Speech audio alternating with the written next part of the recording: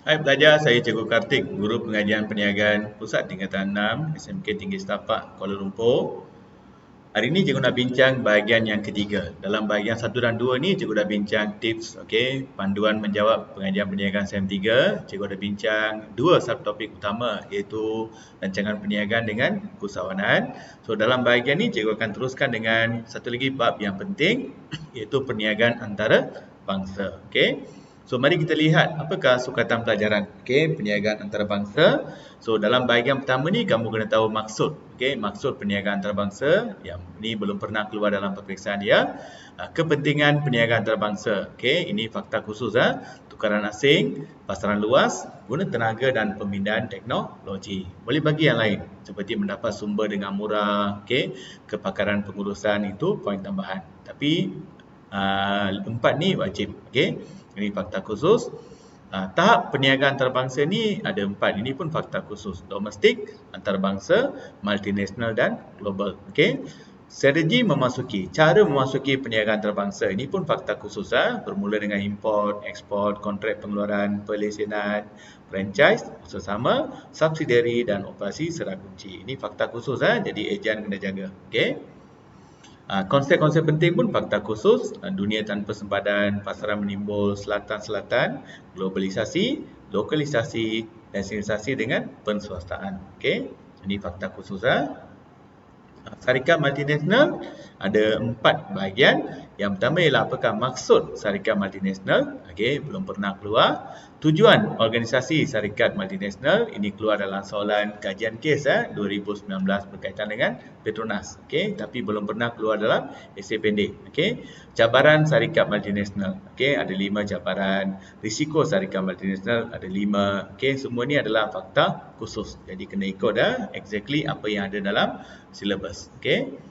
Pembayaran perdagangan dan pertukaran mata wang, ini kena tahu dokumen. Dokumen fakta khusus surat pengesahan pengantaran laut, surat pengesahan pengantaran udara, sijil pengesahan tempat asal. Jangan guna yang bahasa Inggeris, guna yang bahasa Melayu.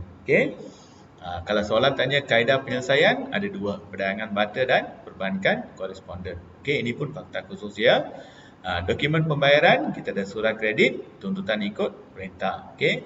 Peranan mata wang asing ni, kamu hanya perlu tahu kesan saja. Kesan ke atas perniagaan antarabangsa, iaitu kesan ke atas ekspor dan import.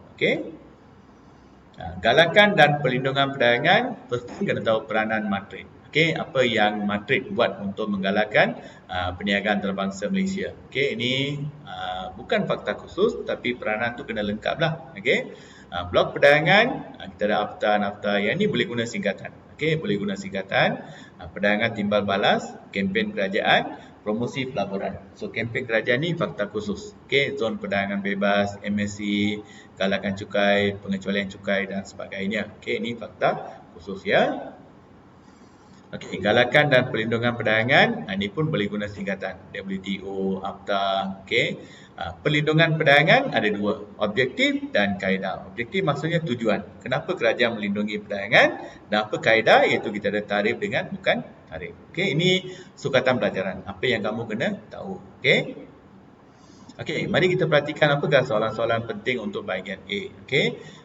Cikgu ada bagi lebih kurang 40 soalan soalan esei pendek. Tumpukan pada soalan-soalan yang cikgu highlight. Tapi pada masa yang sama baca yang lain bukan maksudnya yang lain tak keluar. Baca semua dan beri tumpuan lebih kepada soalan-soalan yang cikgu highlightkan. Macam soalan pertama, berikan maksud perniagaan antarabangsa dan nyatakan 3 kepentingan. Perniagaan antarabangsa maksudnya aktiviti jual beli barang dan perkhidmatan antara sebuah negara dengan negara-negara lain. Kamu dapat 1 markah. 3 kepentingan ialah guna tenaga, pasaran luas, pemindahan teknologi. Jadi kamu dapat 3 markah. Kalau soalan tanya uraikan 3 kepentingan, bagi satu fakta dengan 1 uraian. Ataupun macam soalan 3, 4 ni fakta telah diberikan, kamu kena bagi 2 uraian. So kamu dapat 2 markah. Tukaran asing ni diperoleh apabila kita menjual barang ke luar negara. So kemasukan tukaran asing ni akan meningkatkan pendapatan negara. Dengan adanya pendapatan negara yang banyak, sesebuah kerajaan mampu buat banyak projek pembangunan pada masyarakat. Itu tukaran asing. So bagi 2 uraian lah. Macam soalan nombor 5 ni nyatakan 4 tahap pernah ditanya Okey. Kalau uraikan 3 tahap, bagi satu fakta dengan satu uraian. Okey.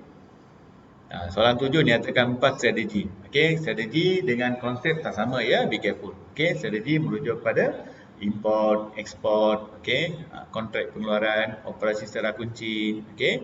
So kena ingat, okey, kalau uraikan bagi uraian. Macam soalan nombor 9 ni jelaskan, maksudnya kena bagi satu fakta, satu uraian dan satu contoh. Sebab soalan kata jelaskan. Okey, import. Import bermaksud AQD membeli barang atau perkhidmatan dari luar negara. Itu uraian kan? Contoh, sebuah syarikat mengimport buah kurma daripada negara Arab untuk kegunaan atau keperluan pasaran tempatan. Jadi kamu dapat 3 markah. Okey, so satu fakta, satu uraian dan satu contoh. Okey, soalan 10, 11, 12 jelaskan. Jadi kena bagi contoh.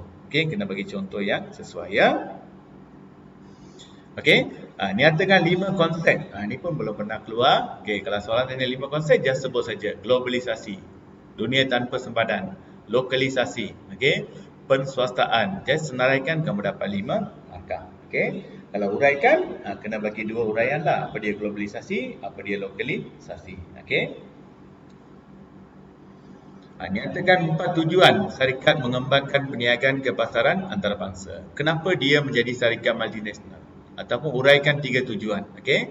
Kalau soalan tanya sebab, bagi jawapan seperti guna tenaga, okey, pemindahan teknologi, mendapat sumber dengan murah, okey, atau bekalan bahan mentah, lepas tu mengelakkan sekatan, okey. Itu tujuan kenapa dia memasuki perniagaan antarabangsa. Okey.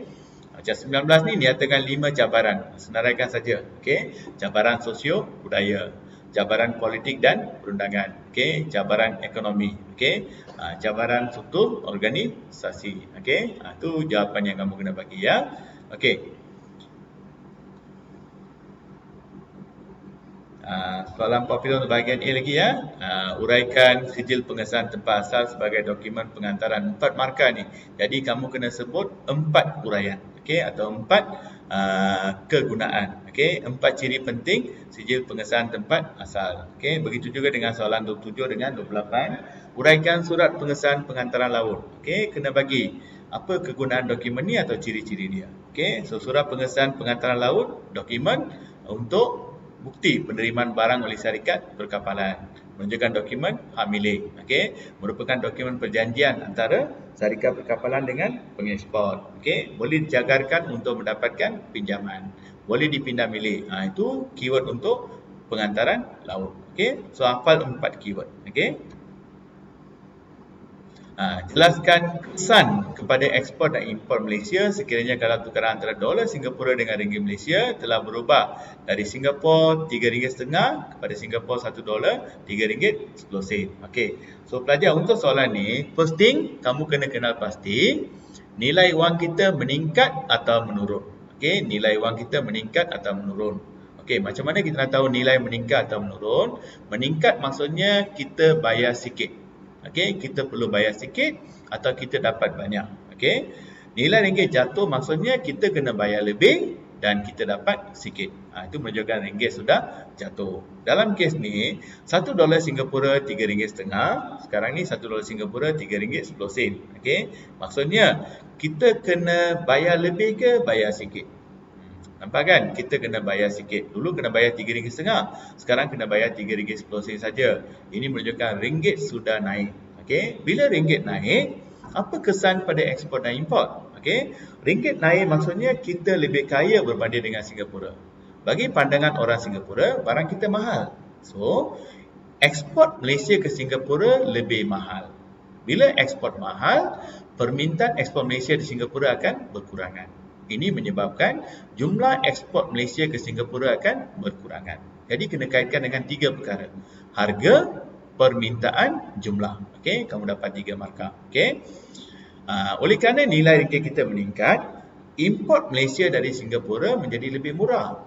So, permintaan import Malaysia dari Singapura akan meningkat. Oleh itu, jumlah import Malaysia daripada Singapura akan meningkat. Jadi kamu dapat 6 markah. Okey. Begitu juga dengan soalan nombor 33. Okey, apa kesannya kalau nilai ni berubah dari RM3.10 kepada RM3.50? Nampak? Kita kena bayar lebih kan?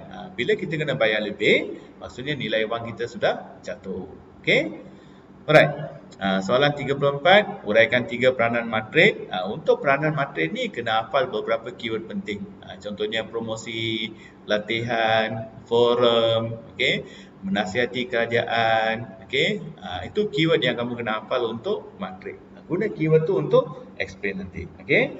4 kempen kerajaan belum pernah keluar ya. Okey, contohnya kempen belilah barang buatan Malaysia, subsidi, pengecualian cukai, all this. Okey.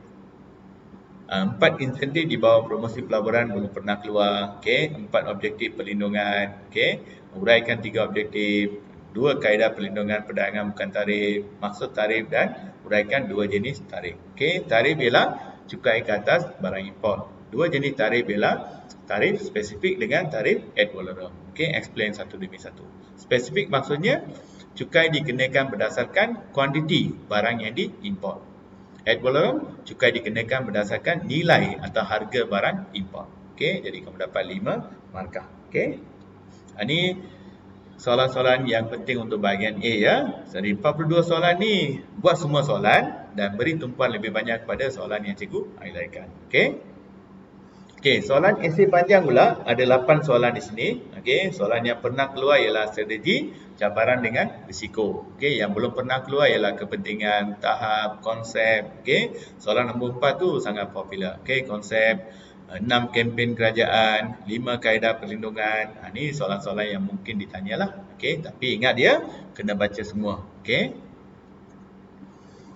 Cara menjawab, katakan soalan tanya 5 kepentingan perniagaan antarabangsa. Pertukaran asing, kamu dapat 1 markah.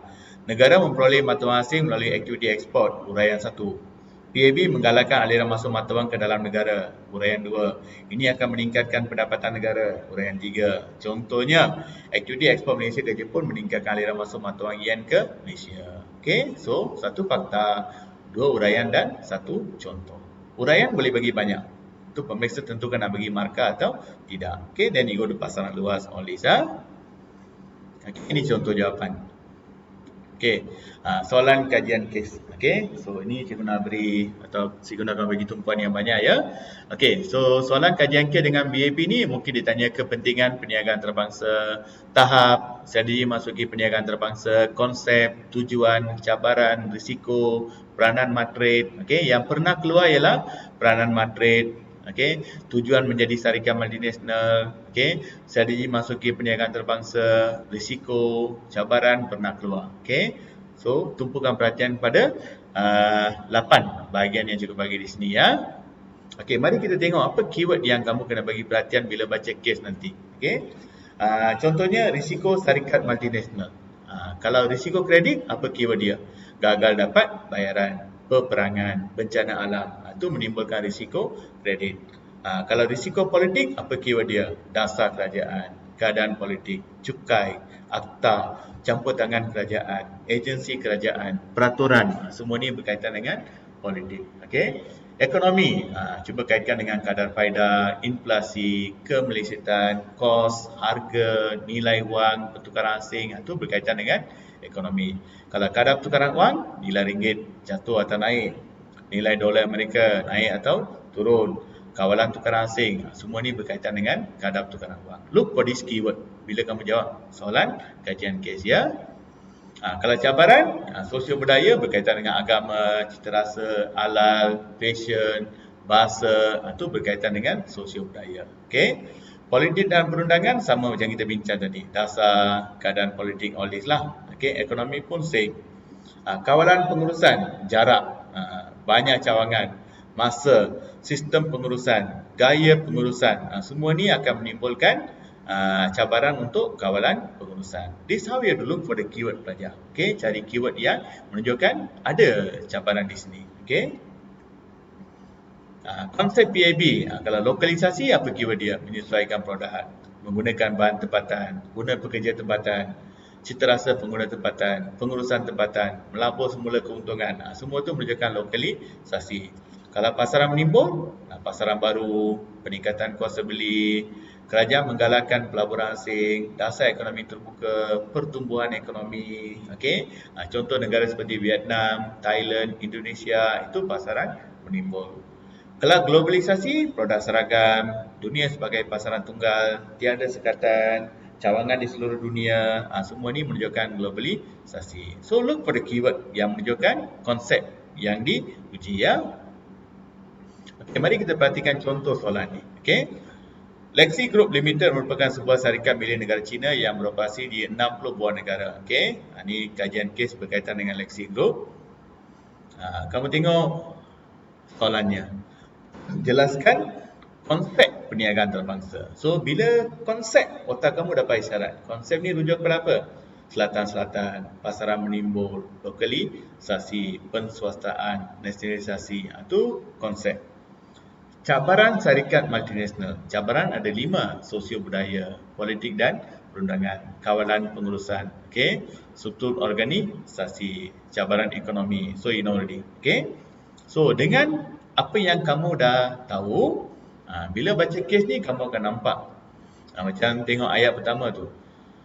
Sebuah syarikat milik negara China yang beroperasi di 60 buah negara dan produk syarikat ini dipasarkan di hampir 160 buah negara. Ini menunjukkan globalisasi. Pada tahun 2014, Lexi merupakan pengeluar terbesar di dunia untuk komputer peribadi. Pengeluar terbesar dunia, globalisasi. Mungkin ada pelajar kata, cikgu, saya rasa ini seperti dunia tanpa sempadan. Tak salah. Jadi kamu letak dalam 2 tempat lah. Satu sebagai dunia tanpa sempadan, satu lagi sebagai globalisasi. Lexi telah memilih untuk melabur di negara seperti Brazil dan Rusia yang mencatat kadar pertumbuhan ekonomi yang tinggi. Nampak? Kadar pertumbuhan ekonomi yang tinggi. Itu rujuk pada konsep pasaran menimbul. Bukan cabaran bukan cabaran ekonomi sebab kadar pertumbuhan ekonomi tinggi bukan cabaran. Cabaran berlaku bila ada masalah seperti kenaikan kadar inflasi dan sebagainya. Lepas tu Lexi sentiasa berusaha untuk menyesuaikan produk mereka ke dalam pasaran tempatan. Nampak? Lexi menyesuaikan, itu menunjukkan lokalisasi. Menggunakan bahan tempatan, lokalisasi. Menggajikan ramai penduduk tempatan, lokalisasi. Ada 3 kaitan kes untuk lokalisasi. Mengurangkan jurang budaya dan seterusnya kukuhkan kedudukan. Ini kesan daripada lokalisasi. Ekonomi global tidak menentu. Ini cabaran ekonomi. Mengurangkan kos operasi, cabaran ekonomi. Memberhentikan pekerja, cabaran ekonomi. Pengambil alihan IBM oleh Lexi pula menyebabkan tentera laut Amerika bercadang untuk menghentikan penggunaan komputer IBM. Nampak? Tentera laut ni ada kaitan dengan politik dan perundangan. Masalah dengan subsidi luar negara yang memiliki latar belakang yang berbeza. Ini berkaitan dengan kawalan pengurusan. Pekerja Amerika suka mencela. Ini berkaitan dengan sosio-budaya. Cabaran sosio-budaya. Budaya orang Cina yang suka mendengar sampai habis. Ini berkaitan dengan sosio-budaya. Kawalan lebih rumit. Faktor jarak, kawalan pengurusan. This how we have to find out apa keyword yang berkaitan dengan cabaran. Boleh jawab lah. Just jawab. Nampak keyword yang penting. So, kamu dah highlight ataupun dah kenal pasti. Now, just have to write. Lokalisasi. Mengubah barang atau pengurusan dengan ciri-ciri tempatan. Kaitan kesnya apa? Just list down. Kamu dapat 3 markah. So, ni cara menjawab. So, pasaran menimbul. Bagi uraian. Lepas tu, kaitan kes. That's how you have to answer. Very simple pelajar. Just ikut. Apa yang kamu sepatutnya buat ni tak ada masalah dah. Ni contoh jawapan ya. So dah tamat bahagian 3. So dalam bahagian 4, itu bahagian terakhir ni, cikgu akan terangkan strategi menjawab dan bincangkan soalan popular dalam bab etika dan tanggungjawab sosial. Selamat mencuba dan keep work hard. Don't give up. So sukses ni bergantung pada berapa banyak usaha yang kamu lakukan. So wish you good luck and wait for the next part ya. Bye bye.